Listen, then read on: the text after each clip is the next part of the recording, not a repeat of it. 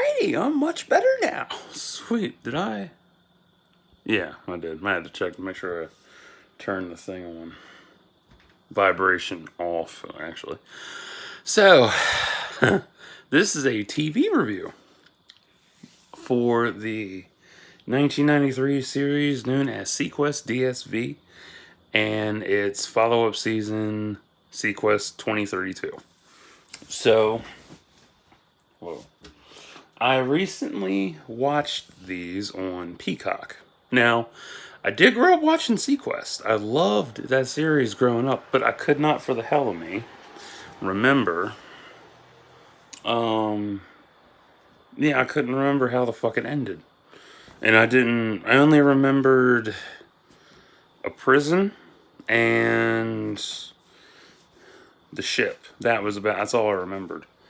That's how much I've forgotten about the series, because I liked it so much, but I didn't remember, like, the parts of it that were important, like the characters and all that shit. So, yeah, it ran from 93 to 96. It predicted three things: smoking ban, COVID-19 when they traveled 225 years into the future, and that Bill Clinton would live past 72. So, yeah, it was pretty cool. Because if you ever notice, with certain shows, they will incorporate, who's president at the time. So that makes it fun. Then later in the 90s, they added in black presidents and so on and so forth. So, and they've switched it up so many times, and I like that. But it was pretty cool that they actually predicted that Bill Clinton would live past 72, which is really dope. I was like, no way. And I actually looked it up. I was like, wow, that's cool. They predicted COVID-19 through going to the future, because 225 years into the future, because the show takes place in 2018, so that was 2245. Everybody had been wiped out by a mysterious virus and shit. And it literally just, killed everybody off and whatnot. So I'm like, wow, that's crazy. And then no smoking ban. And this was in 93. So they were predicting shit way ahead of time. And lo and behold, most places, there's no public smoking anymore. Ain't that some shit? That's crazy. There were some other things they predicted, but I don't remember everything off the top of my head. So, fuck that bid. eBay shit. Let's see. Seasons 1 through 3. Let's rank them. Season 1 had the strongest setup and layout for the whole series. So that's obviously number 1. Season 2 definitely had its issues. I actually checked that because if you've ever watched it, the series where they get they get teleported. Oh, I can't get situated correctly. They get teleported to the planet Hyperion, I think. Yeah, that's right. And it was meant to be the series finale, but due to the season setup, there was an extra episode, so it kind of screwed it all up. So the best way to watch the show is when you get to season 2 and you get to episode 20. Watch episode 22 first, then watch 20 and 21. That way it makes its set up a lot better. And then season 3 is a good strong comeback, and it fixes the problems of season 2. What was wrong with season 2 was that Roy had issues with where it was going, and even I could see the issues too. But it still makes it a good show to watch. What made it difficult was, oh, damn, that felt good. That's one. I just had dinner, so be on the lookout. And my headache went away, so yay. Yeah, Steven Spielberg, Rockney O'Bannon, and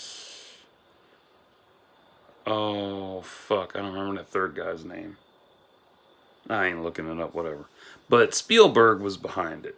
He was one of the executive producers of the show, and the way he was involved, he had the alien aspect with it. So he added to the mythos a lot with aliens and such, and it did kind of detract from the show, but it's still good to watch. It's still good.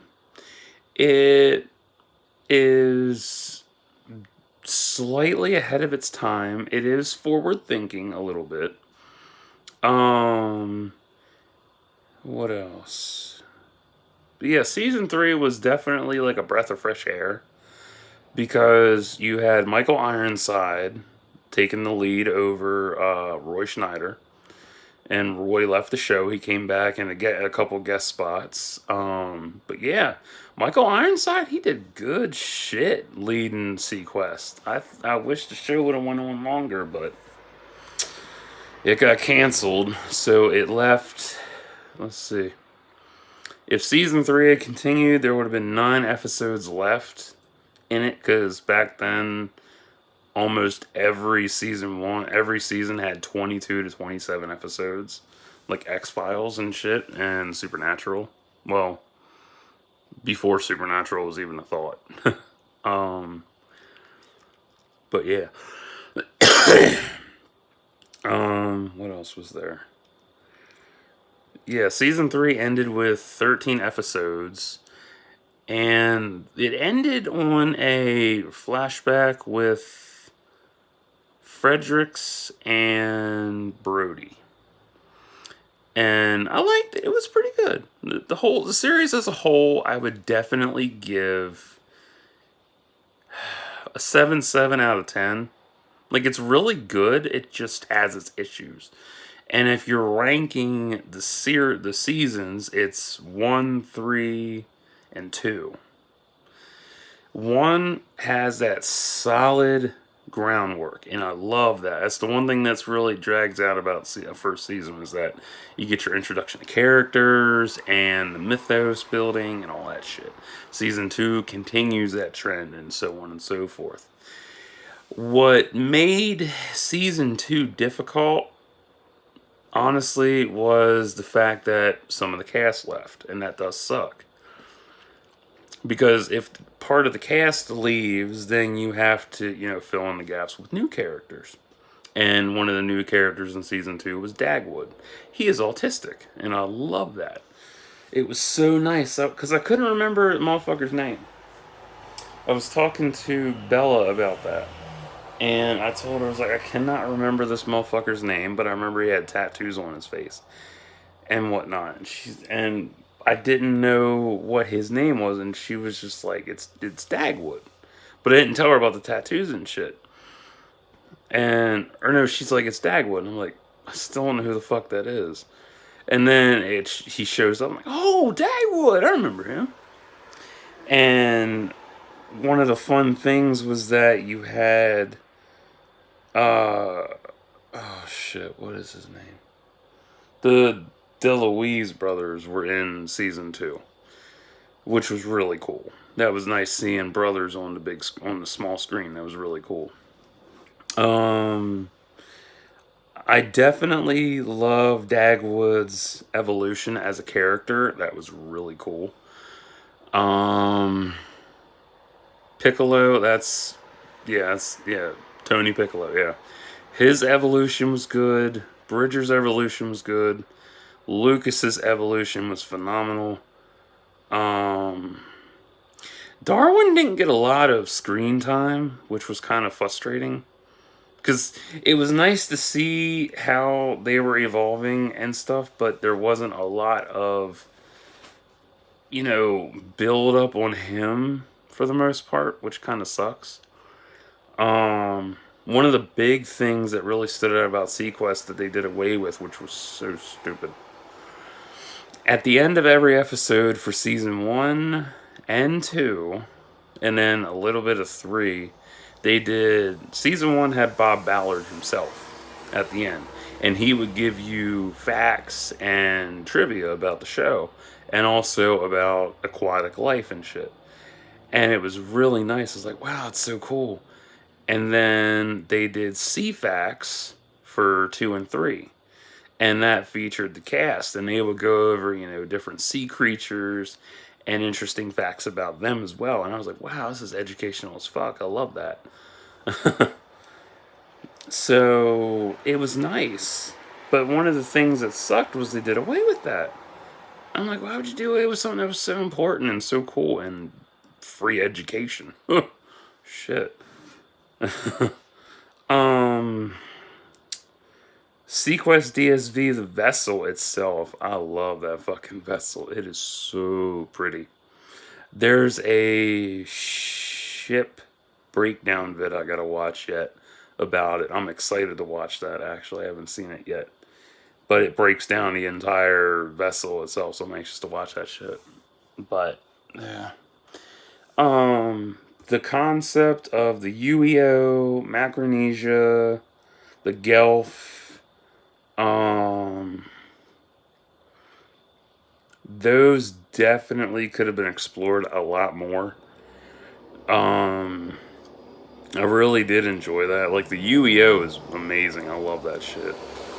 The G.E.L.F storyline definitely could have been utilized a lot better instead of just being, I mean, don't get me wrong, it was a great season opener for 2 and how they capitalized on that a little bit, but they kind of let it go. They dropped the ball with that shit. What else? Micronesia, that was nice. I wish they would have done more on that, but oh well, that was season 3, and season 3 ended so shortly, so wah. Um, what else was there? I definitely liked Lucas's evolution the best next to Dagwood, because Jonathan Brandis, he definitely had a promising career, and it sucks that he killed himself. I think he killed himself in like 2007 or something like that. He was young. He was probably a few years younger than me and killed himself because his career kind of tapered out in the late 90s. And then he was supposed to have a role. He had a role in Heart's War. I never watched that.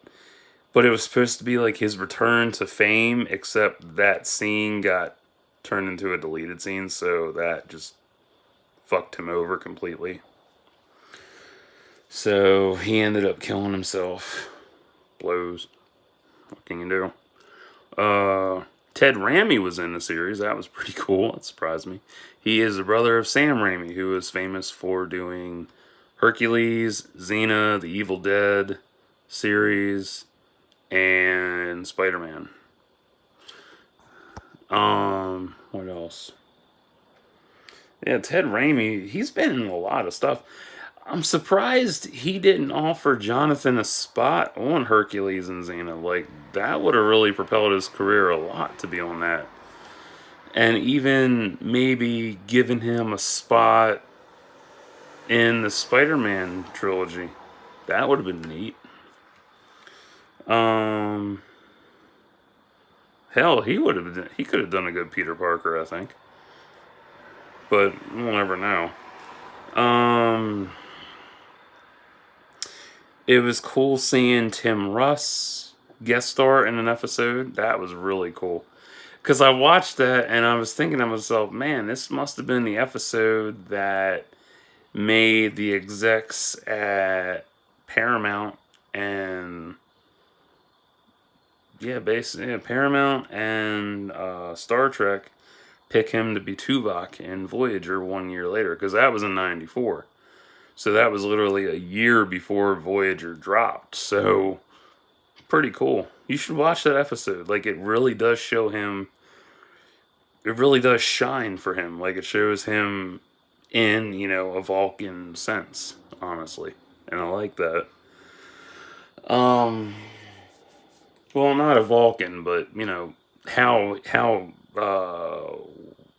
the projection, how he projects himself. The thing that made season 2 shitty that I remember is that when people left the show and then they replaced characters.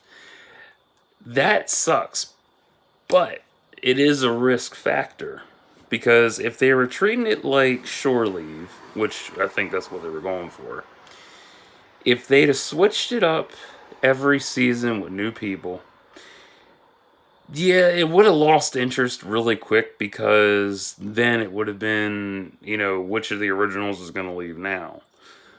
But with new characters, you get new perspectives, you get new,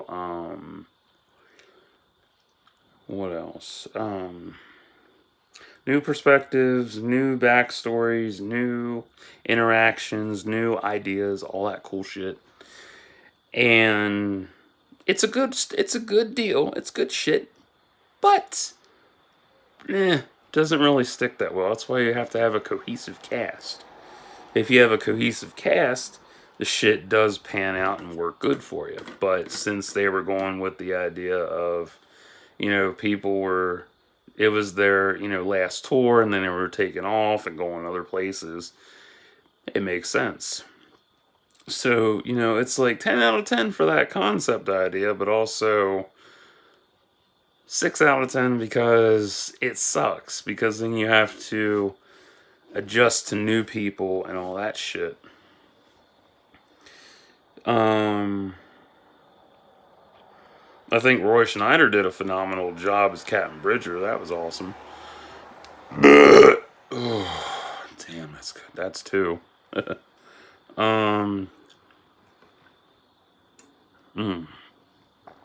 What else? Darwin was amazing. I wish they'd have done more with Darwin. I wish they'd have done more character evolutions in everybody. Because they were trying to pick up on that concept and following the footsteps of like Star Trek and Babylon 5 in a sense, but kind of fell short with just sticking to Bridger, Lucas, Donovan, and someone else, I forget. I don't know.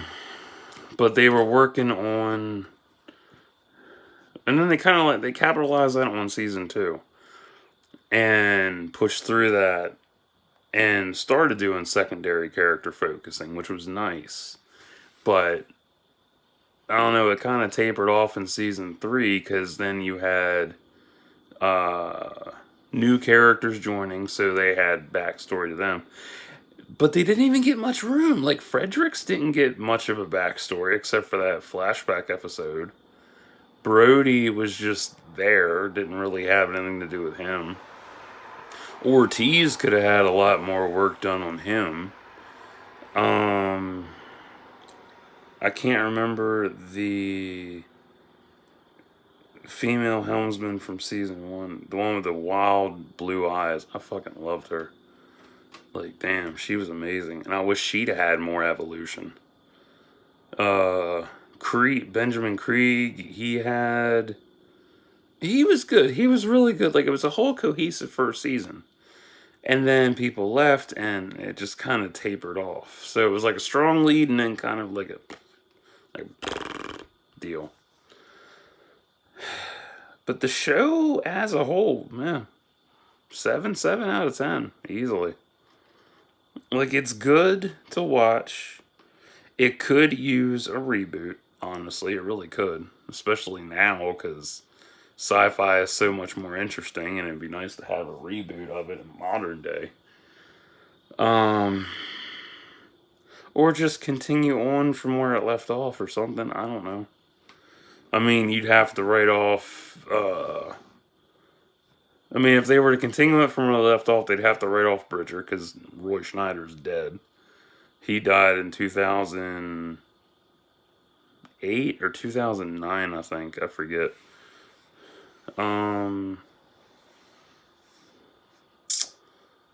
What else? I don't know. I mean, if they were to do a fresh start on it, that'd be cool. But I definitely enjoyed the G.E.L.F storyline the most because that was really intricate. And how they had every race painted on their body. That was really cool. That was a good homage. I like that. That was nice. It was showing full unity and strength of all races together. Definitely nice having, the first that's three. The first autistic character in a show. That was really cool because, that was unheard of back then. Mostly they were just treated as, gimmicks and shit. So having, a serious character like that, I was really good, smart. What else?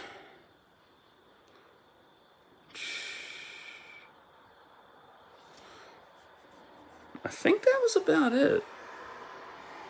I mean, they definitely had it set up correctly, but they just kind of, I don't know, their executions on stuff was kind of shitty.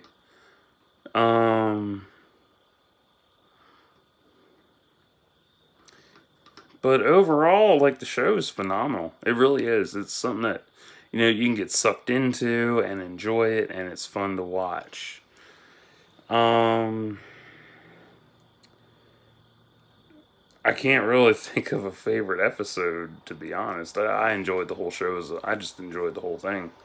Will I own the series? Nah, don't really want to. I'm glad I got caught up on that shit. I'm happy that I finally got to sit back and watch the whole thing, start to finish. What else? Yeah, I think that's about it. Plus, it was a whole new. It opened me up too, because everything I've always watched, I've never delved into like water oriented shows, water science and shit. So that was something else to really get into and experience as well. Because everything else I've watched is space and then Earth and all that old bullshit. So, yeah, it's pretty fucking sweet. So, would I recommend it to you and friends? Yes, I really would. Give it a shot. See if you like it. If you don't, totally understandable. It is nice they brought that shit back up to HD quality. That was cool. Although there are some scenes where it does dip back to 90s quality, so I was kind of happy about it. I was like, yes, 90s quality. Awesome. So, yeah. If you are into the ensemble cast setup, definitely check it out. If not, totally understand.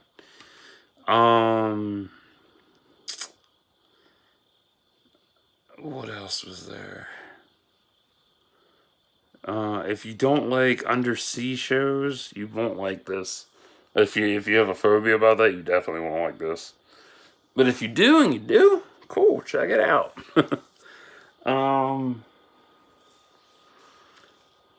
What else? I don't know. It's just there's so much to love about the series. Like, you have a good mythos, memorable cast, memorable characters, memorable. There we go. Memorable characters. And definitely something that really deserves a chance at a reboot. Honestly, it really does. And definitely a lot more love from the community as a whole. Honestly, because it doesn't get enough love. It's a good series. Despite its flaws, it still deserves a good amount of love. Because it was slightly ahead of its time. It predicted some shit. There was some other stuff too, but I can't remember everything. What else? The ship itself is amazing. I wish they would have done like a full tour of it. Yeah, that would. Yeah, thinking back, yeah, that was the downside. Yeah, that was one major downside to the show, was that you didn't get to explore the ship fully, which really sucked. But I'm hoping this shit vid that I'm watching goes through it all, so that'll be nice. So, yeah. Also, I like the Stinger too. That was cool. That was one of my favorite ships, was the Stinger. But the vessel itself is really cool. I don't know. The show had so much potential, but shit happens. What else? Yeah. So, give it a try. See if you like it. Not totally get it. So, I'm gonna get off of here, catch up on franchise kicks, because I am behind like a motherfucker. And then I'll relax for the night. So, till next time, like and subscribe for thoughts and prayers.